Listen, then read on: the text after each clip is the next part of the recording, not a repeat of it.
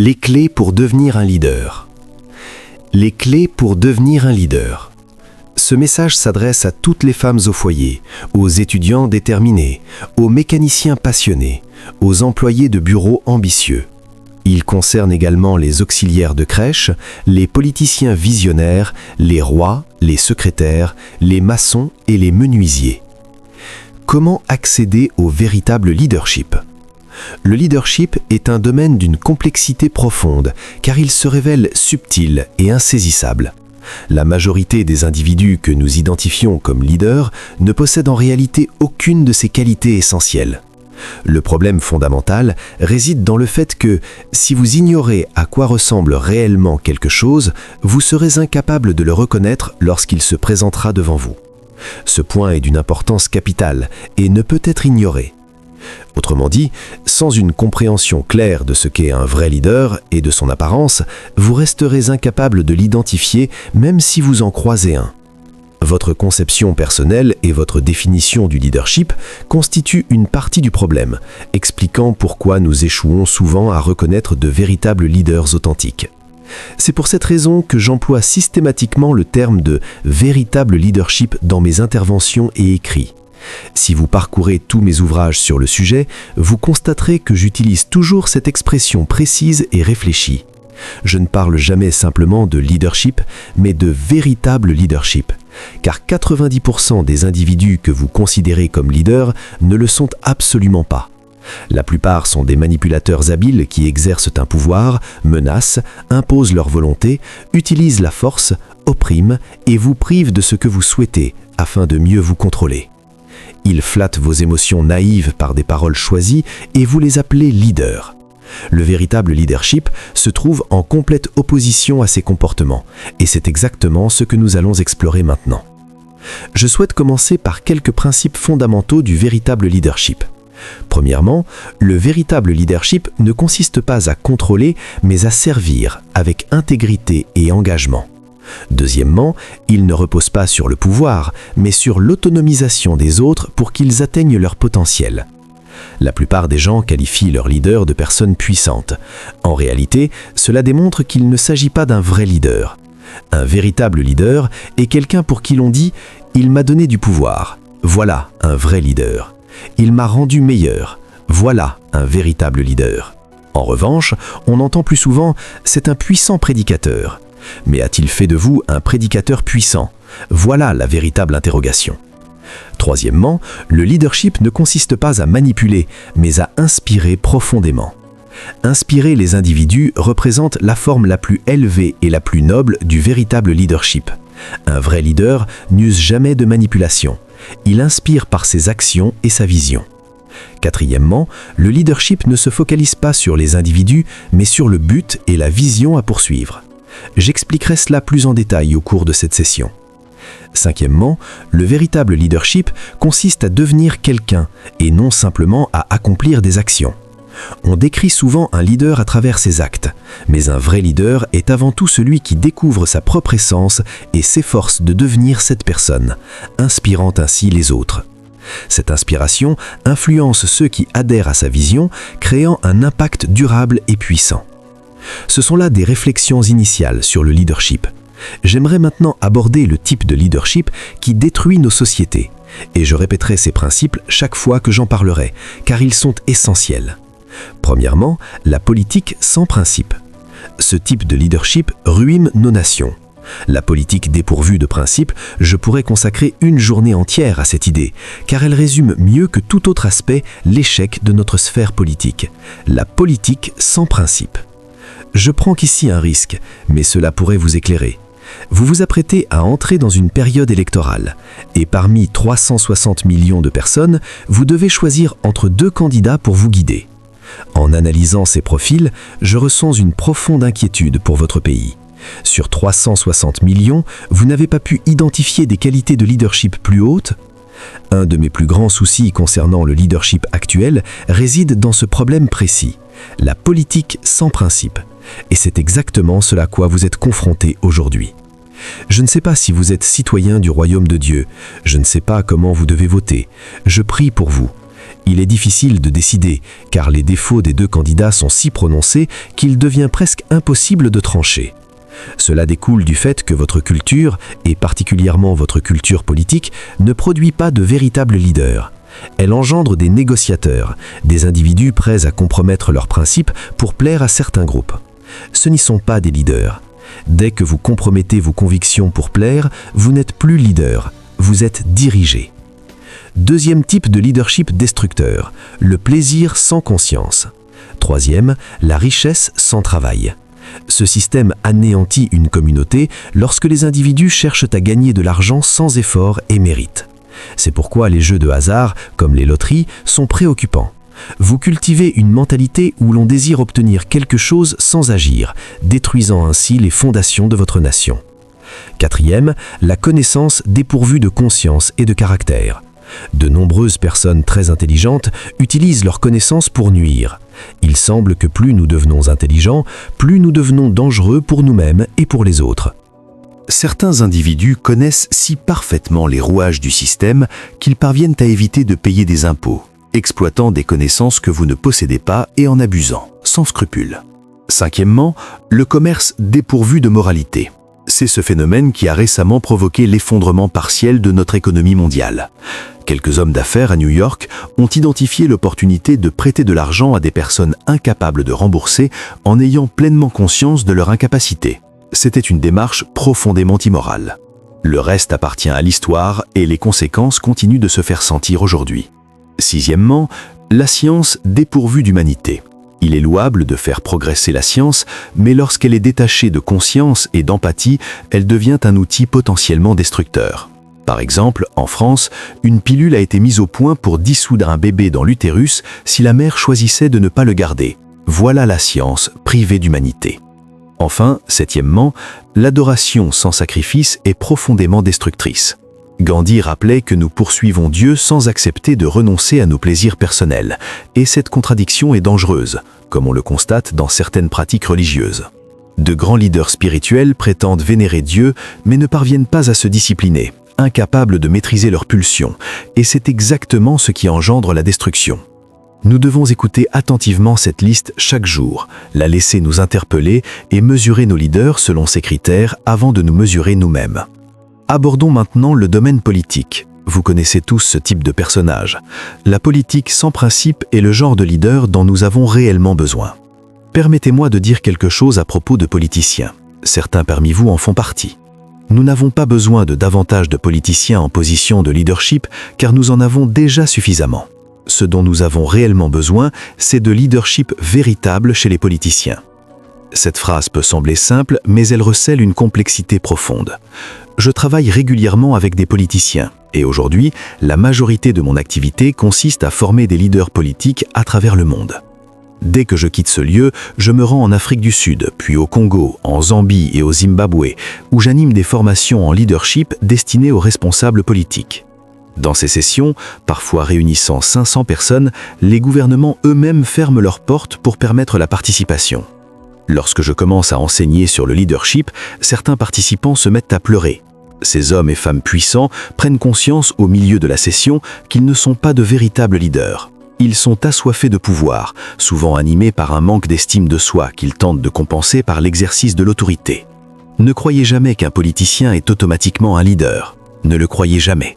Le système produit des politiciens, pas des leaders. Vous pouvez donc rencontrer un politicien ignorant totalement le leadership et pourtant vous diriger.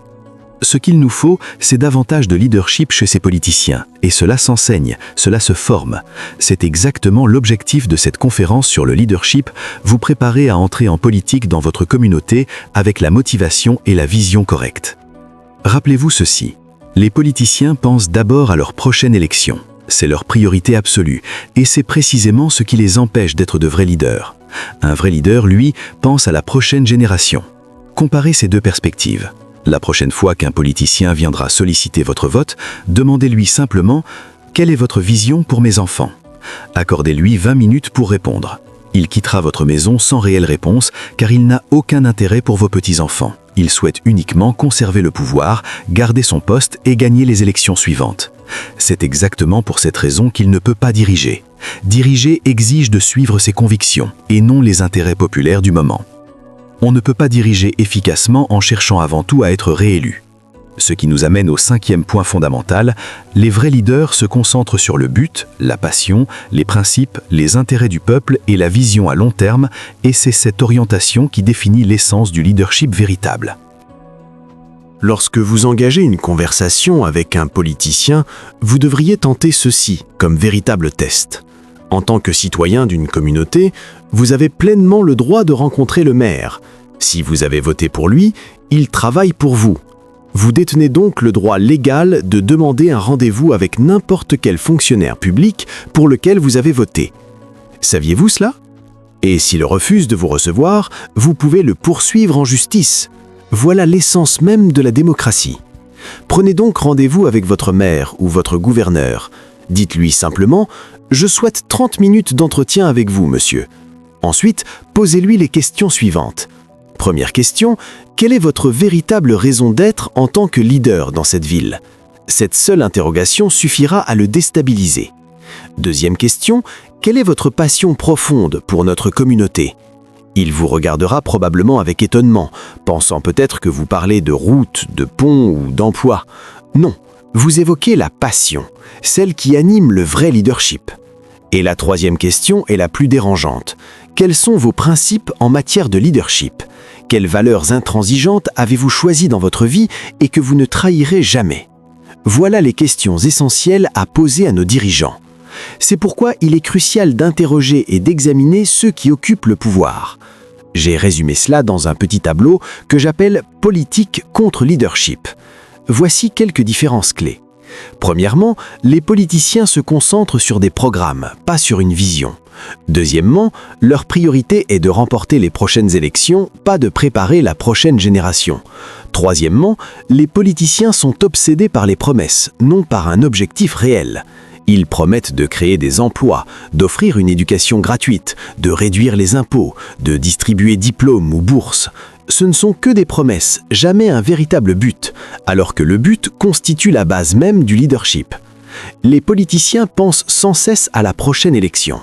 Chaque fois que vous leur parlez, ils réfléchissent à comment conserver leur siège, prêts à tout pour y parvenir. C'est pourquoi des groupes marginaux dans votre société finissent par dicter des lois alors qu'ils ne représentent que 10% de la population, mais détiennent 90% des ressources. Autrement dit, la politique est devenue une marchandise que l'on achète, non un acte de leadership. Ce dont nous avons besoin, ce sont des hommes et des femmes d'État, pas davantage de politiciens. Un véritable homme d'État pense toujours à la prochaine génération. D'ailleurs, cette liste s'applique également aux pasteurs. Beaucoup de pasteurs agissent en réalité comme des politiciens spirituels. Ils veulent simplement conserver le rôle de pasteur principal sans vous préparer à devenir le prochain. Ils protègent leur chair, vous interdisent l'accès et mentent même au nom de Dieu en disant « Ne touchez pas loin de Dieu ». Que signifie réellement cette phrase? C'est une ruse pour vous intimider, même lorsqu'ils ont tort. Rappelez-vous que le roi Saül a été rejeté par Dieu alors qu'il était encore en fonction. C'est une leçon puissante. Nous avons donc besoin d'aide. Tout ce que je viens de dire vous fait hocher la tête parce que vous connaissez sûrement quelqu'un dans votre entourage qui correspond exactement à cette description. Cela montre que vous êtes une personne réfléchie. Vous sentiez déjà qu'un dysfonctionnement existait. Je viens de vous expliquer pourquoi. Mais pourquoi avons-nous autant de leaders défaillants? Pour répondre à cela, il faut revenir à l'histoire. Voici quelques principes fondamentaux de la philosophie grecque. Premièrement, le leadership est le fruit d'un don naturel. Platon, Socrate et Aristote ont tous écrit à ce sujet. Ils pensaient que certaines personnes naissaient avec des qualités spécifiques qui les prédestinaient à diriger. Ceux qui ne possédaient pas ces qualités étaient naturellement destinés à servir. Le leadership dépendait donc de traits physiques à la naissance, et c'est là que cela devient choquant. Les Grecs croyaient que si vous aviez la peau claire, vous étiez né pour diriger. Si vous aviez des lèvres fines, vous étiez destiné à diriger. Un nez pointu, choisi par les dieux, des cheveux blonds et des yeux bleus, vous étiez destiné à diriger sans aucun doute. Vous voyez où je veux en venir. Quand ils sont arrivés en Afrique, ils ont vu des gens à la peau foncée, au nez large, aux lèvres épaisses, aux cheveux crépus, et ils ont conclu « Les dieux nous ont bénis, voici la main-d'œuvre que les dieux ont créée pour faire prospérer notre empire ». Pour eux, c'était une évidence. Ils ne voyaient cela comme immoral. Traiter les Noirs comme des non-humains n'était pas une question de conscience, mais une certitude. Ils pensaient sincèrement que Dieu les avait créés pour être esclaves. Pour eux, le leadership était une affaire de providence. Les Grecs croyaient que les dieux avaient choisi d'avance qui serait leader et qui serait esclave. Vous n'y pouviez rien. Ce n'était pas une question de mérite ou de capacité, mais de destin divin. Si vous étiez né avec certaines caractéristiques, vous étiez automatiquement destiné à diriger. Sinon, vous étiez voué à servir. Cette idéologie s'est profondément enracinée dans la pensée européenne et continue d'influencer les structures sociales modernes. Prenons un exemple pratique. Disons que John, un homme noir, obtient un doctorat en physique nucléaire. Il est brillant, mais dans cette logique gréco-romaine, cela n'a aucune importance. On dira « j'ai un esclave intelligent à mes services ». L'éducation ne change rien dans leur regard. Ils considèrent toujours John comme un esclave intelligent, mais un esclave quand même. Peu importe vos diplômes, vos titres, vos réussites, aux yeux de cette mentalité, vous ne serez jamais leur égal. Vous restez un inférieur par providence. Et pour que cette idéologie soit acceptée socialement, ils ont créé une théologie pour la justifier, car toute idéologie a besoin d'une théologie pour être rendue légitime. Prenez l'apartheid, par exemple. Il a été soutenu par la théologie de l'Église réformée hollandaise, fondée sur la philosophie grecque, car l'Afrique du Sud était régissée par des Européens héritiers de Rome. Prenez Hitler, il croyait avoir reçu une mission divine. Dans Mein Kampf, il affirme que Dieu l'avait choisi pour restaurer l'Empire romain, ce qu'il appelait le Troisième Reich. Il voulait réunir l'Europe sous un seul pouvoir, basé sur une idéologie raciale. Les cheveux blonds, les yeux bleus, les nez fins étaient selon lui les signes de la race supérieure. Les Juifs, selon lui, avaient les cheveux noircis, les yeux sombres, la peau mate, il les considérait comme des parasites. Il fallait donc les éliminer. Le véritable leadership ne concerne pas une élite, il s'adresse à chaque individu, qu'il soit femme au foyer, étudiant, mécanicien, employé de bureau, politicien, artisan ou dirigeant, car chacun porte en lui la capacité de devenir une force d'influence capable de transformer sa vie et son environnement. Le leadership authentique est souvent mal compris, car la majorité des personnes que nous appelons leaders ne font qu'exercer un pouvoir, manipuler, contraindre ou séduire les masses par des discours émotionnels sans jamais élever réellement ceux qu'ils dirigent. Tant que vous ne comprenez pas ce qu'est un vrai leader, vous ne pourrez jamais le reconnaître ni devenir vous-même cette personne, car votre perception du leadership conditionne votre capacité à l'incarner. Le véritable leadership repose sur des principes fondamentaux. Il ne consiste pas à contrôler, mais à servir avec intégrité. Il ne cherche pas à accumuler du pouvoir, mais à donner du pouvoir aux autres afin qu'ils atteignent leur plein potentiel. Il ne manipule pas, mais inspire profondément par la vision, l'exemple et la cohérence intérieure, et il ne se concentre pas sur la recherche de suiveurs, mais sur la poursuite d'un but clair et d'une vision qui transcende les individus. Un vrai leader ne se définit pas uniquement par ce qu'il fait, mais par ce qu'il devient. Car c'est son identité, son caractère et sa vision qui inspirent durablement les autres et créent un impact qui dépasse le temps. Cependant, il existe des formes de leadership destructrices qui ruinent les sociétés, notamment la politique sans principe, où les dirigeants compromettent leurs convictions pour plaire, perdant ainsi toute légitimité morale, le plaisir sans conscience, la richesse sans travail et qui détruit l'éthique collective, et la connaissance sans caractère, où l'intelligence devient une arme dangereuse lorsqu'elle n'est pas guidée par des valeurs profondes. Une culture qui ne forme pas de leaders de principe ne produit que des négociateurs soumis aux pressions, incapables de guider avec vision et courage. Le message central est clair. Le leadership authentique commence par une transformation intérieure, une vision claire, une intégrité inébranlable et un engagement à élever les autres. Car un vrai leader ne cherche pas l'admiration, il cherche l'impact. Il ne cherche pas à être suivi, il cherche à accomplir une mission qui inspire naturellement les autres à marcher avec lui. Si ce message résonne en vous, s'il vous pousse à réfléchir sur votre potentiel de leader et à transformer votre manière de penser, alors abonnez-vous dès maintenant, aimez ce contenu et partagez en commentaire votre vision du leadership, car votre voix compte et peut inspirer d'autres à s'élever vers leur destinée.